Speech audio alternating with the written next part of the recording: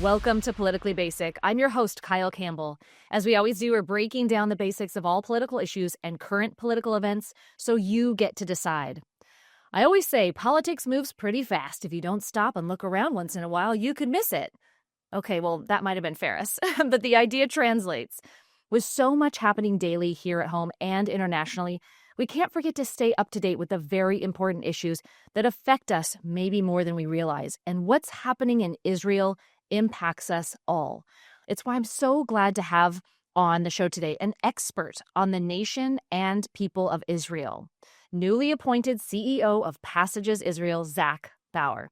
Zach brings 14 years of distinguished experience in public service, government affairs, and strategic leadership to his work and this conversation. He served as special advisor to the vice president during the first Trump term and was most recently the strategic development officer at Advancing American Freedom.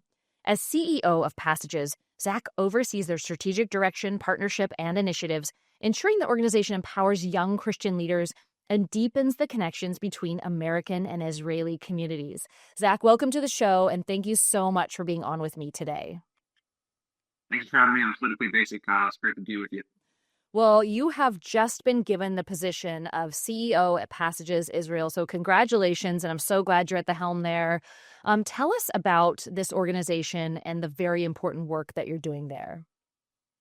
Yeah, I'd love to. So Passages was founded back in 2016, and it's been called essentially the equivalent of a Christian birthright trip, where Christian college-age kids will travel to Israel for a 9-day immersive experience in Israel, where they'll experience, visit the biblical sites and then experience modern Israel, hear from a variety of speakers and experts that kind of explain the issues going on the ground and what Israeli society is dealing with at any given moment.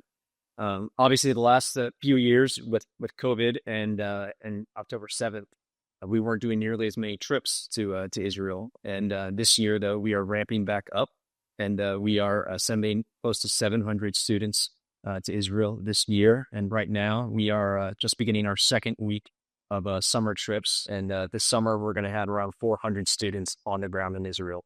So we're really excited to get our operations back and running. And the students are really excited to get back to Israel. That's a really brilliant idea, actually.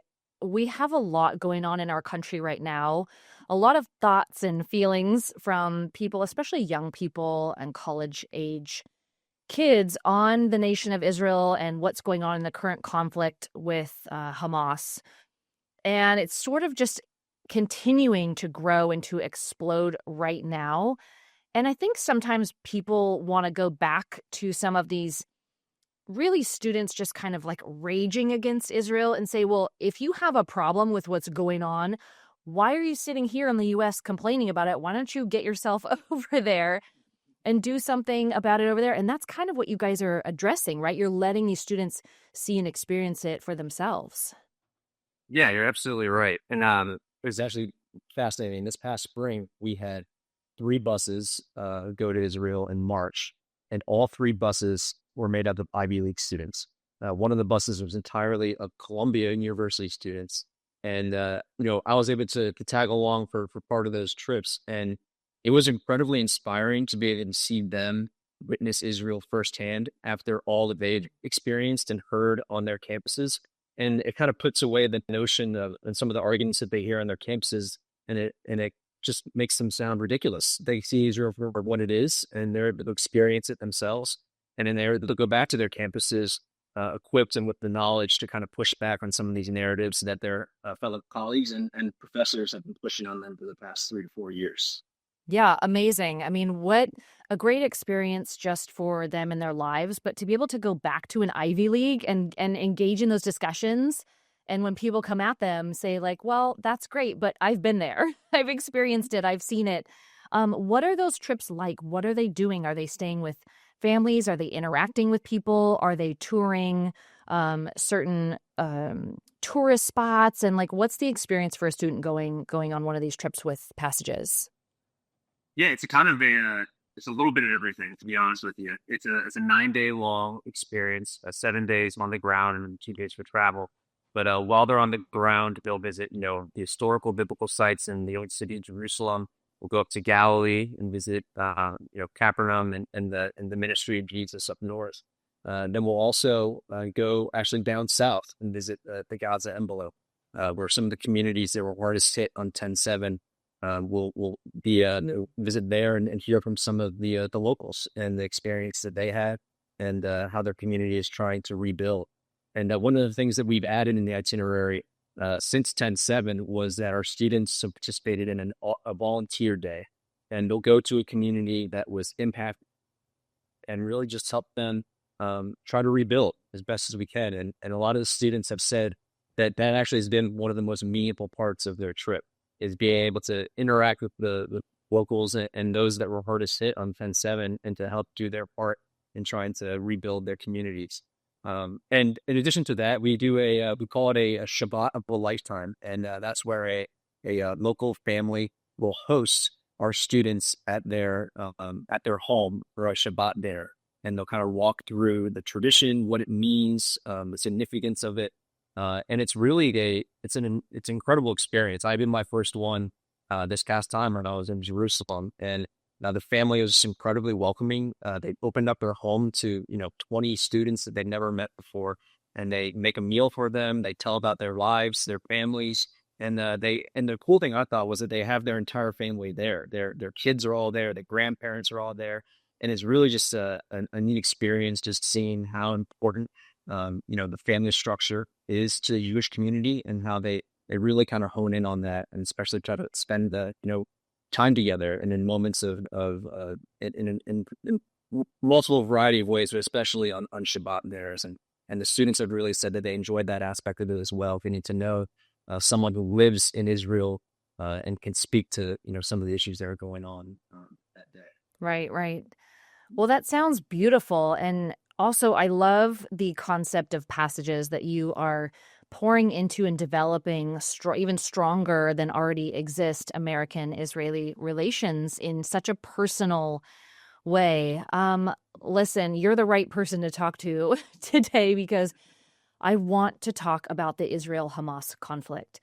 It's been going on for a while, and it sort of comes to the top of our news feed, and then it will die down as news does.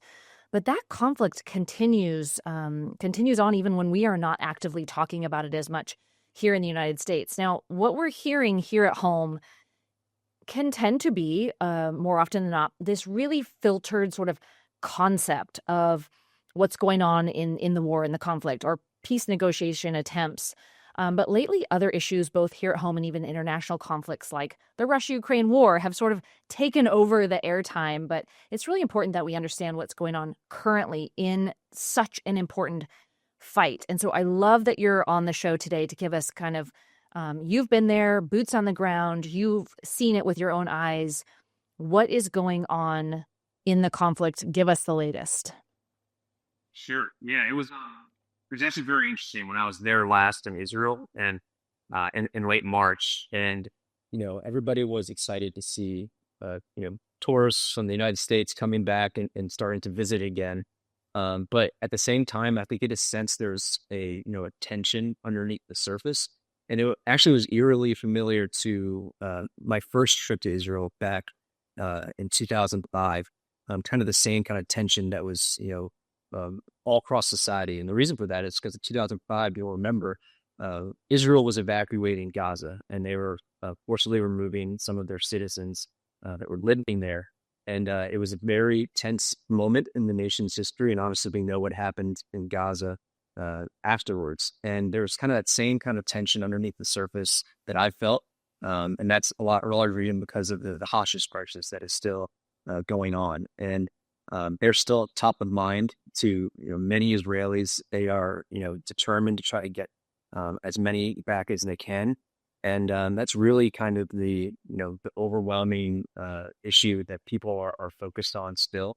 And it's hard to believe that it's been 600 days since many of these hostages that are still in captivity have been in captivity, and it's the people of Israel are determined to try to get them back however they can, but at the same time, they don't want Hamas to stay in leadership. There's no reason why they should have any ability to control the Gaza Strip up to what happened after October 7th.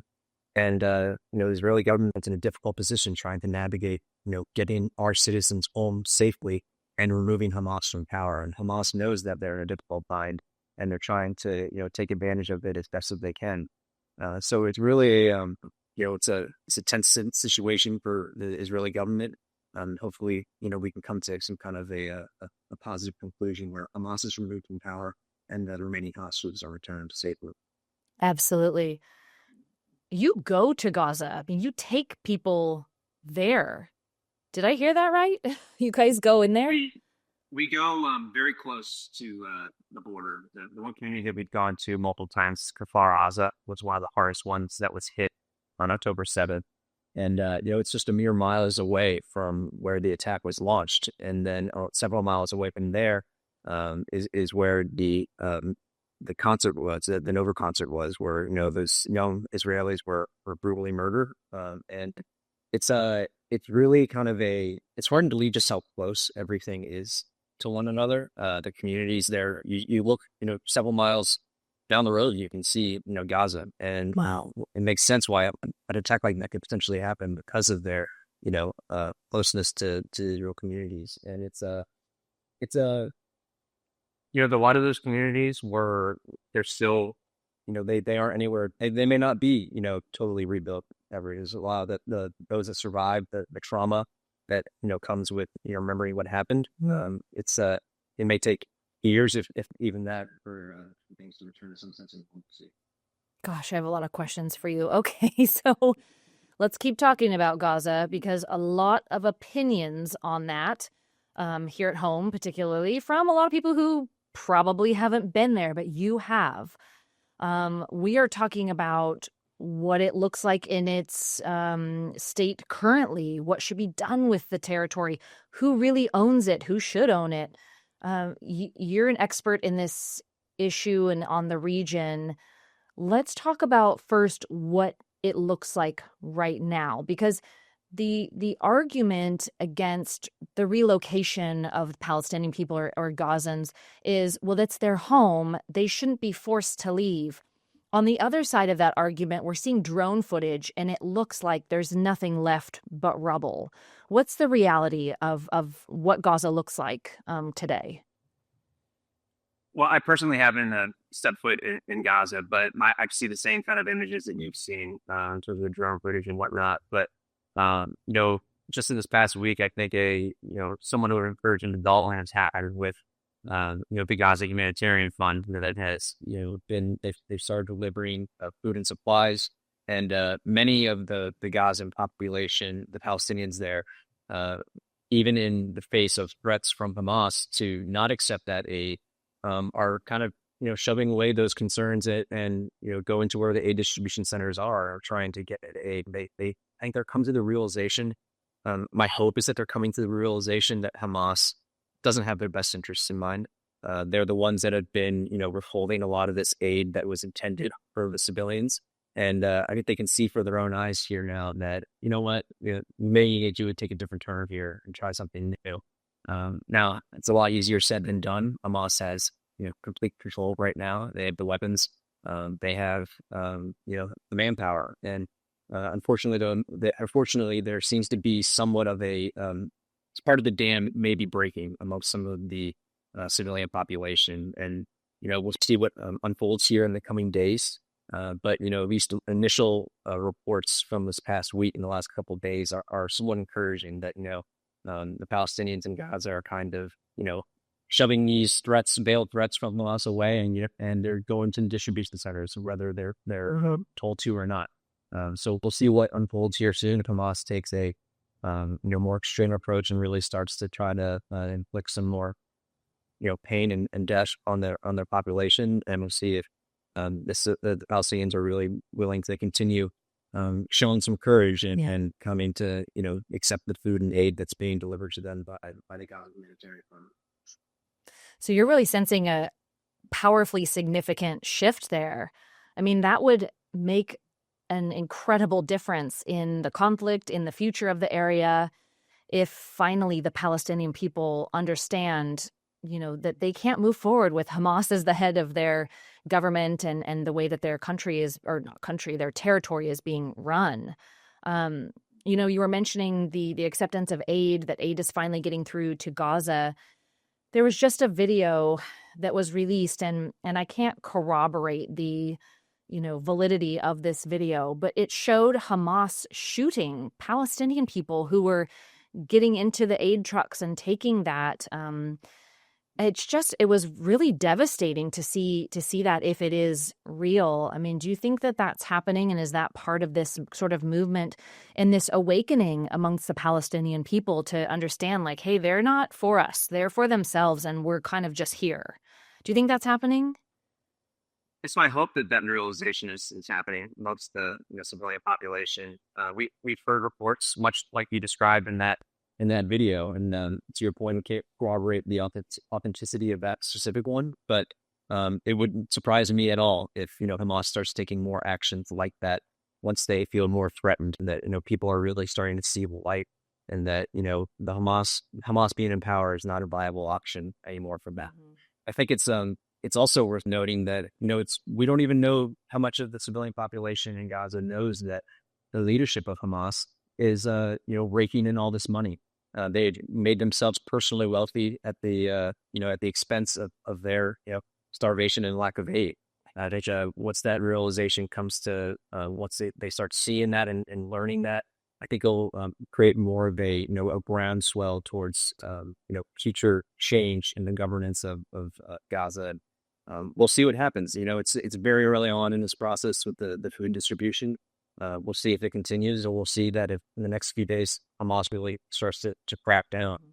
We hear and see more videos and hear more stories of what you described of Hamas shooting people trying to get food for their families. I think if we can corroborate videos like that, it's important to show the world this is that's happening, especially back here in the United States, where you mentioned a lot of people you're in an information bubble. I'm sorry, bubble, and they get their news sources don't depict the whole story, and they certainly wouldn't show a video of Hamas doing this to civilian population. So I think it's important that we tell that story, and that we make sure that the average American who is not fully tuned into what's going on there can see that Hamas is it's a terrible organization, that this is what they're doing to their civilian population, and that forcing Israel to having Israel have to negotiate with them or even consider leaving Hamas in power after what they did on October 7th and what they're doing to their own population now is just out of the picture. It shouldn't even be an option. So we'll see how things unfold here in the coming days. But I think the start this week is definitely a movement in the right direction. Well, that's really good to hear. And this is such an important piece of this conversation that we're having.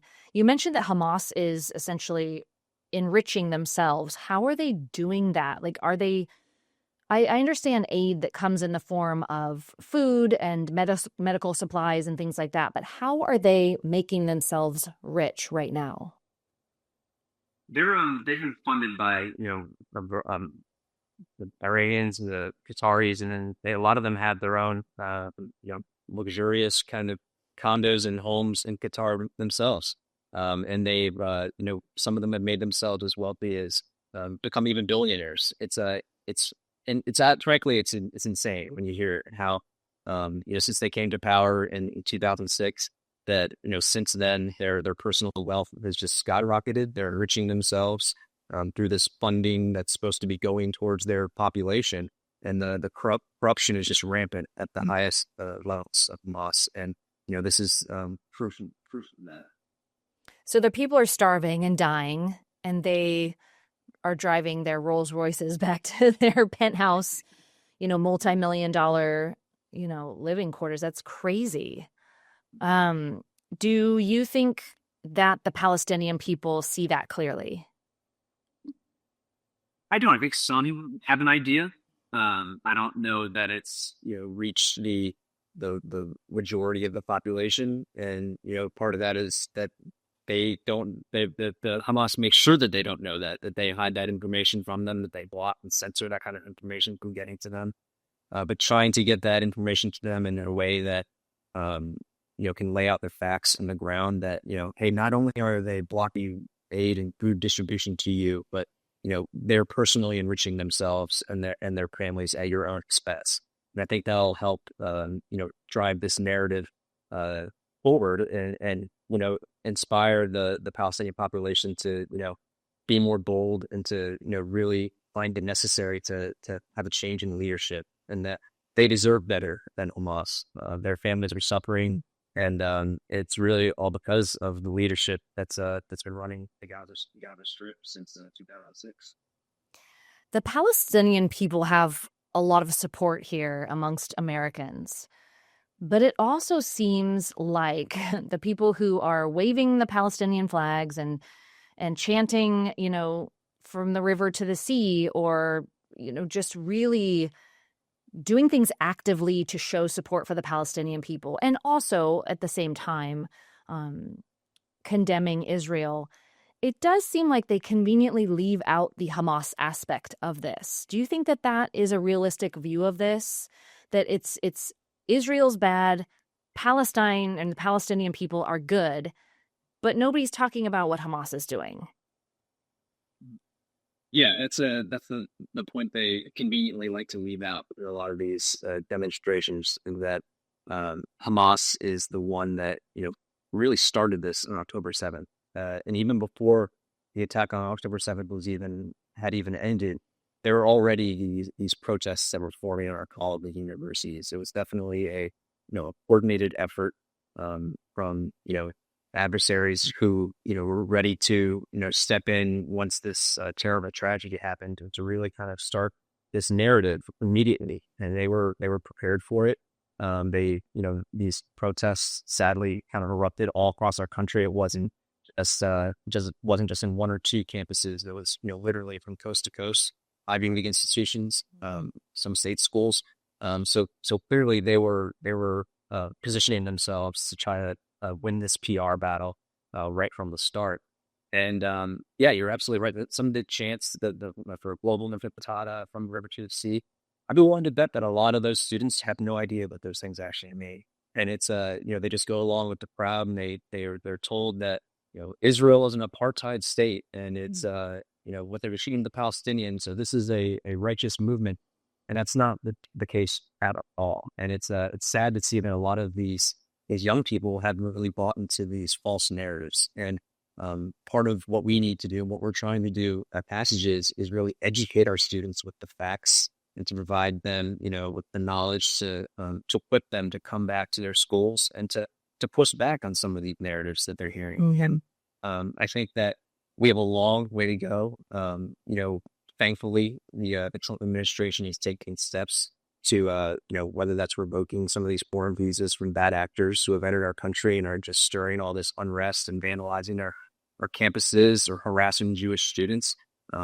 Thankfully, they're doing this now. Unfortunately, the Biden administration kind of let this fester from the start and really took no actions that with consequences for some of these bad actors. They let this kind of grow and expand, and the Trump administration is thankfully taking steps to try to curb this back, and whether that's withholding federal funding for some of these institutions that are openly advocating for anti-Semitic policies. It's a good start, and I'm hopeful that they'll continue moving in that direction. And I think hopefully these higher ed institutions will learn the lessons of their ways, and that they'll make a concerted effort to turn back from some of this anti-Semitic garbage that's way too prevalent, not only amongst their professors, but against the highest echelons of leadership in the university itself. Mm-hmm. It's a real battle right now, isn't it? Between, really, we have a triangle going on. We have the federal government, these Ivy League institutions and their leadership, and then we have these student protesters. And it's interesting because typical movements, they will sort of ramp up and have their day, have their moment, and then they sort of fade. But what we saw with this, and what I believe makes it even more concerning, is that last year, during the last school year, we saw this anti-Semitic rhetoric and the protests and the encampments grow. We were watching Jewish students being trapped inside buildings, being harassed, discriminated against. Ingress and egress was blocked for them. Like, things were really hitting a fever pitch. And then school released for summer, and there wasn't as much attention, and the cameras weren't there on these college campuses, and things died down. Well, here we come again, and we're getting farther away from October 7th. But I think the difference now, and the reason it has ramped up, and I'd love your take on this, Zach, is that, Trump was inaugurated, and he started dispatching his leadership, Pam Bondi and the such, to identify these universities who just sort of let the problem fade away.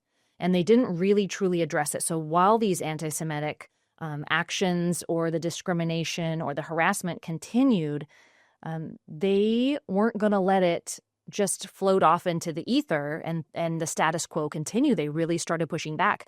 And what we've seen recently is a hard pushback. I mean, the revocation of federal funding to the tune of just hundreds of millions of dollars, government contracts, the disallowing now of visa applications generally, but at places like Harvard, disallowing them from accepting international students, which is a major subsection of their student population. So here we are, we're having this battle royale. I mean, where's this going to go? What's your take on everything that's happening right now? There seems to be, how do we say it? Just a reluctance, I would say, from some of these schools and their leadership to really, truly crack down on anti-Semitic issues at their schools. Do you agree? Yeah, I think you make a great point. I think last year the summer break happened, and to point a lot of the campings kind of went away. The students weren't there, and my guess is that a lot of the the leadership at these universities were hopeful that now let's stop focusing on us. Nothing's really going on, but thankfully, with President Trump's inauguration, he's tasked members of his cabinet and his administration to really kind of expose what's been going on here behind the scenes.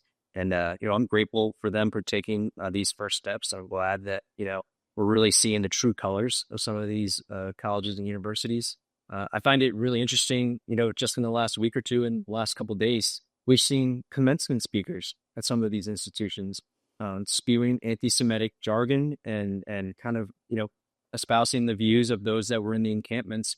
And these universities are the ones that are pushing back on the Trump administration. They're saying that they'll change and they'll do this and that. But when push comes to shove, they have speakers at their commencement who are really kind of showing their true colors.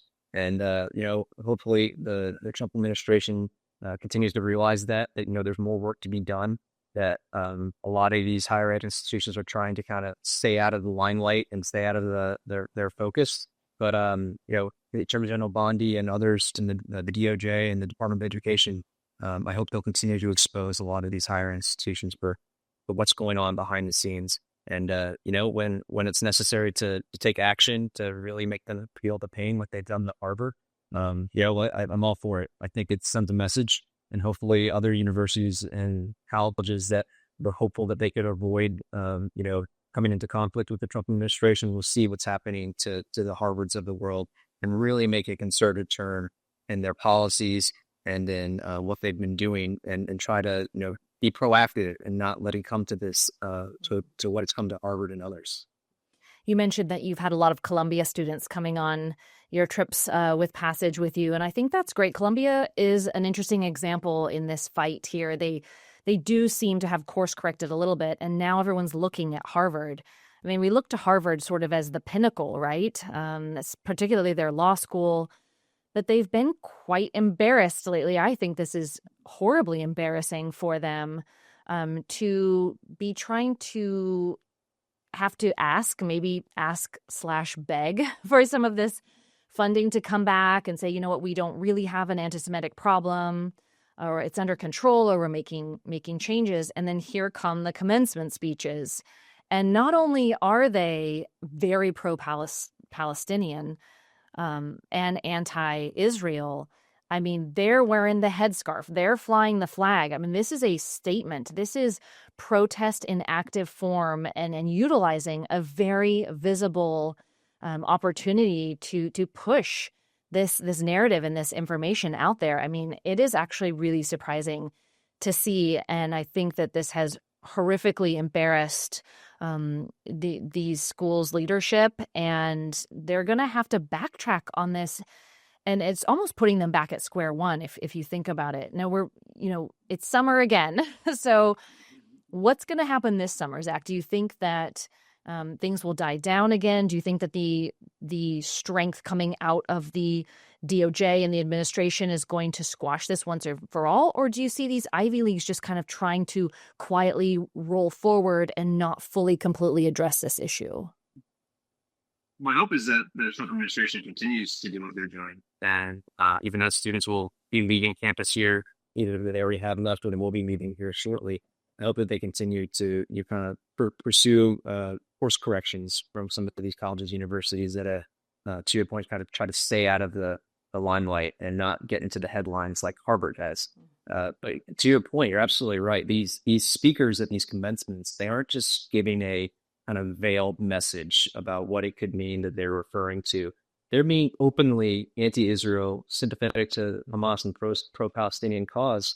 And it's when push comes to shove, commencement is one of the biggest events in a university has each and every year. And to give that kind of a platform to someone who says those types of things, it really shows where their intentions lie in the leadership of the university. Actually, maybe it's a good thing that we're seeing some of these commencement speakers say these types of things, because it gives the Trump administration more evidence of what exactly is going on behind the scenes that, to the outside observer, they aren't noticing. So I imagine that we'll see a lot of these, protests and encampments kind of die down over the summer. But as fall rolls around, I'm confident that, things will probably ramp back up again. It'll be the same cycle. But hopefully the Trump administration won't let this go by the wayside over the summer, and they'll continue to hold these institutions' feet to the fire. Yeah, I imagine they will. I'm going to take a quick moment and call BS on some of these schools, because I've given a commencement speech before. They know exactly what these people are going to say, unless they're literally submitting a speech and then getting up into the front of the microphone and delivering a completely different script and speech. They know what's going to be said, and you have eyeballs to see that these people are wearing the garb. They've got the scarf. They're walking to the podium with the flag, and no one says anything. I mean, I saw another video the other day, and it was this poor father who wanted to walk across the stage and receive his diploma holding his baby. And they tried to stop him, and then they sent security after him onto the stage, and he had to kind of take the baby and run. And everyone's reaction was, let the man take his child to celebrate this great moment with him. And then here we have, Harvard School of Divinity, in full understanding of what is happening in the moment, and letting them continue. So I don't know. I think if there's any retraction or justification or any excuse like we didn't know what was going to be said or what was happening, I'm not going to be buying that for sure. I think they're well aware of what's going on, and they're going to have to make a decision. This is going to be a hard road ahead for them if they don't make some changes. So I know that we're both highly interested to see what's going to happen. Zach, I have to ask you, what in the world is going on in this country right now? We're so much more anti-Semitic, even today having this conversation. Some horrible things have happened. I can look to a month ago, and things have ramped up in the last 30 days. I hope that you have some answers for us. You're the expert here. You're in this world and talking to people and going to Israel and walking right up to the border and seeing the Gaza Strip, and you're immersed in this. But there's just been this horrible Capitol Jewish Museum attack where 2 young, innocent Jewish people lost their lives. It was awful. And I've got to tell you, I'm not real pleased with the response, particularly from the media, but from our country in general. Where's the outrage? Where are the anti-gun, anti-Second Amendment rally cries? Where are the memorials for these people and the vigils? I've just been really heartbroken over that. When I heard the news, just broke my heart right in half, but the response has been very quiet. What's going on? Yeah, it's incredibly discouraging to see, to be honest with you. The headlines, the story of Sarah and Yaron's deaths last week, and the horrible anti-Semitic attack here in Washington, D.C. they were maybe in the news for 24 hours before, the media kind of pushed it to the back burners and didn't really focus on it again. But insane to me to see that something like that could happen in our nation's capital. And, you hear a story like that and you think, oh, it probably happened over in the Middle East somewhere, or maybe over in Europe, but not on the streets of our nation's capital. And the fact that that did happen, and she would point that there really hasn't been any kind of pushback or outrage is shocking to me. And it kind of shows me that we have a long battle ahead to try to push back on some of this anti-Semitism that's become all too prevalent across our society. And, I hope Sarah and Yaron's deaths aren't in vain. I hope that this can serve as a wake-up call, especially to young Christians, to need to, this is what's going on here in your own country. And, the fact that anti-Semitism, historically has been, one of the first things that a society that, is very anti-Semitic, it's one of the first signs that they're on the verge of collapse or on the verge of destruction. And I hope that, we can wake up now and really kind of push back on some of these narratives and voices that are across our society, and show young Christians especially that, hey, now it's time to step up and to engage in the public arena, especially when it comes to, forcefully pushing back on anti-Semitism and incitement. The deaths of Sarah and Yaron, I believe, can be attributed to, a lack of to inaction and into incitement to what was being said at a lot of these protests and a lot of on social media, and some figures in the media, and the fact that there wasn't any kind of concerted pushback or, an effort to really kind of correct the narrative and state the facts is really what led to this attack. And it's a terrible tragedy. I can only imagine what, not only our Jewish brothers and sisters here in Washington, D.C., but across the country, or fellow colleagues of Sarah and Yaron's at the embassy must be feeling right now. But here, the United States, one of our strongest allies, or our strongest ally, there was, two of our colleagues that were just gunned down in cold blood in the middle of the street. And there really hasn't been a outpouring of support or pushback. It's really just kind of been shoved aside and left to sit for a while.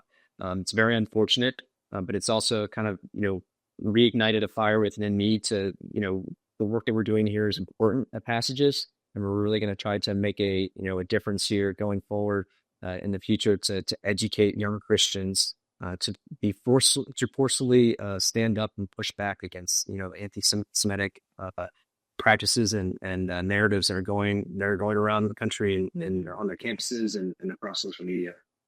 That's the most important thing that you can be doing right now. I mean, listening to you speak about this is conjuring for me, what we can say, what people who do have a right understanding of this conflict can say. And you wrote a very excellent, impassioned article for the Washington Examiner recently about this tragedy and this killing of these two young people in D.C. And I think that is the question. That's probably one of the most important things that I can ask you, is that when people are engaging in this conversation, and that takes some doing to even get to that point where someone can engage someone on the other side of the argument, right? What to say to help frame and understand this issue, who's right, who's wrong, who's the good guy, who's the bad guy, when it's complex, it's nuanced. It isn't just black and white of, who's in the right and who's in the wrong. And we're talking about a conflict that spans centuries, right? But you called out some excellent, action items in that article for the Washington Examiner. But I think the most important thing that we can give my listeners today is just, what do they say in response to those who say that Israel is the enemy, Israel is evil, the poor Palestinian people, they're all innocent. There's no mention of Hamas. They should be allowed to remain in Gaza, and no one should touch Gaza. It should belong to the Palestinian people. There should be a two-state solution.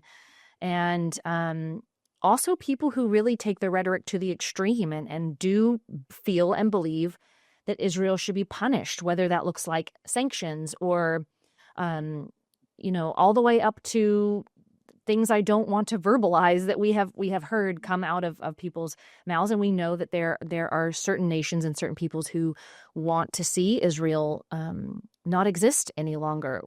Give us some of the talking points on what are the best, most factual things that people can say in response to those arguments. I think one thing we can focus on is a very simple fact that, number one, Hamas celebrated and brutally murdered over 1,000 Israeli citizens on October 7th, and then captured, over 200 hostages, who some of which are still in captivity. Many of them were killed while in captivity. And Israel is doing using all their efforts and force to try to get these innocent lives back to safety. Meanwhile, in these negotiations, Hamas is focused on the release, in exchange for these innocent Israeli citizens, the release of terrorists who have committed acts or are planning to commit acts of terror against Israel. And that's what they value. That's their priority, is getting these terrorists back to Hamas so they can serve again and commit more acts of terror in the future.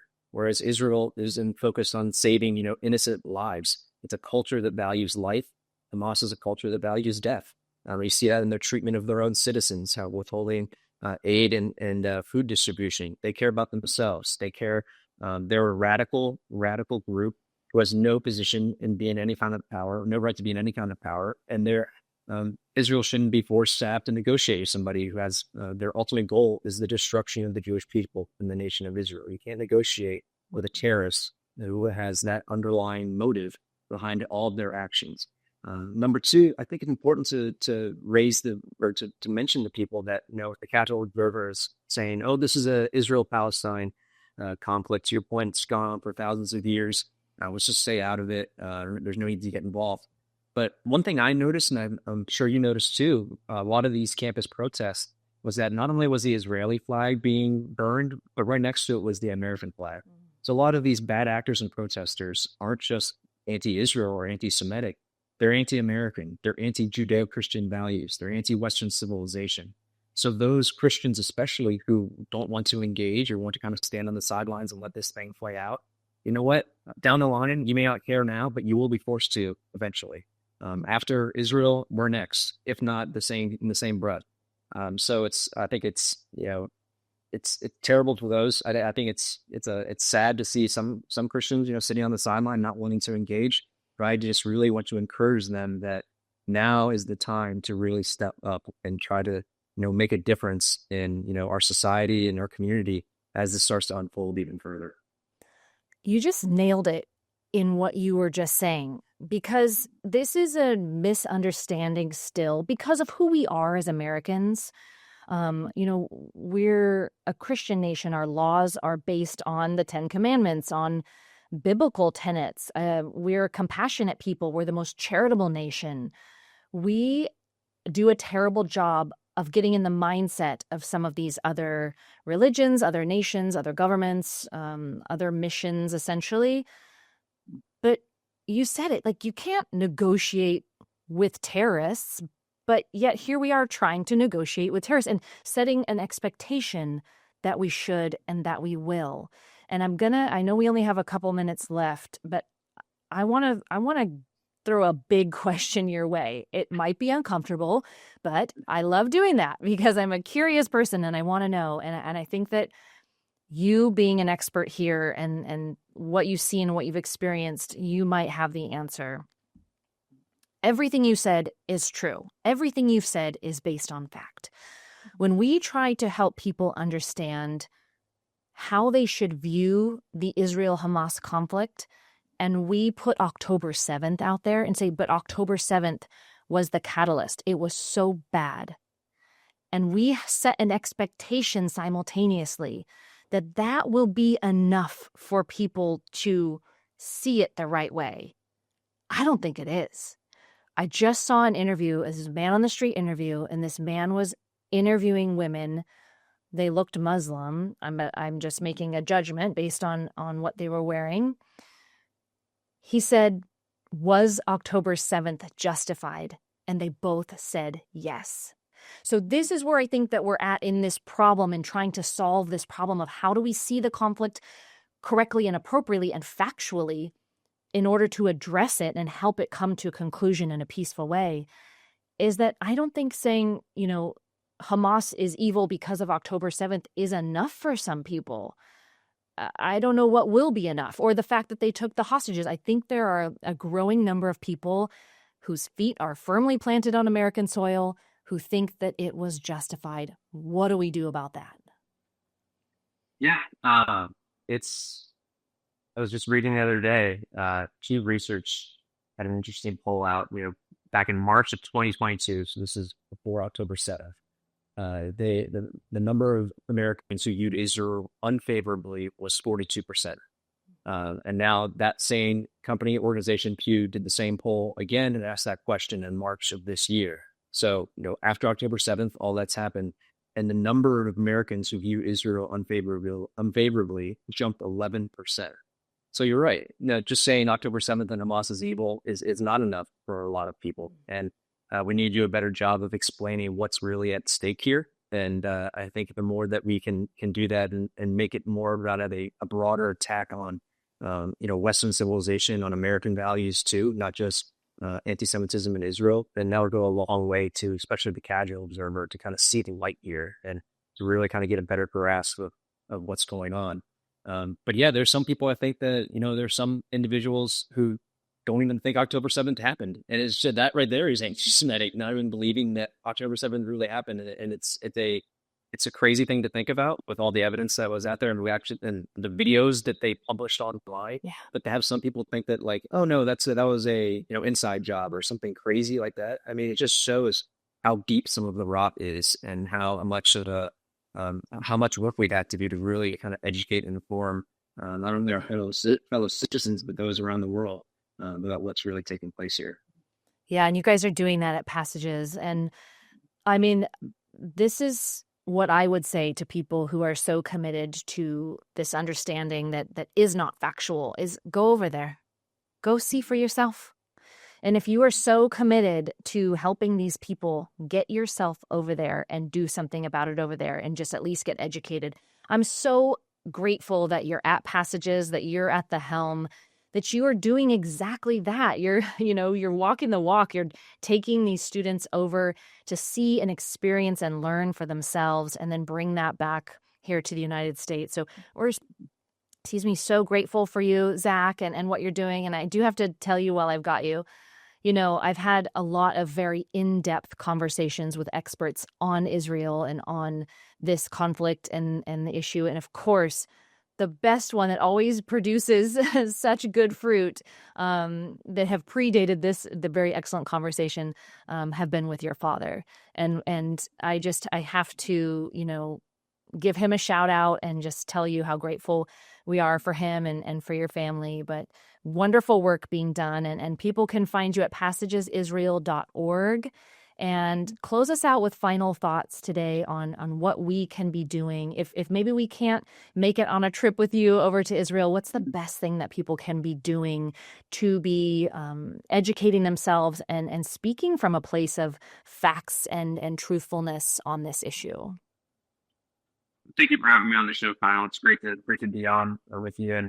And I wouldn't be where I am today without my dad. I'm very grateful for the values that he instilled in me, and he's obviously, this issue has been near and dear to his heart for decades. And what was originally what garnered my interest in the Israel and U.S. relationship and on Zionism in general was his affiliation with Christians United for Israel back in the early 2000s. So I'm very grateful for all he's taught me over the years, and I can only try to be half as entertaining as he probably is on your show in the past.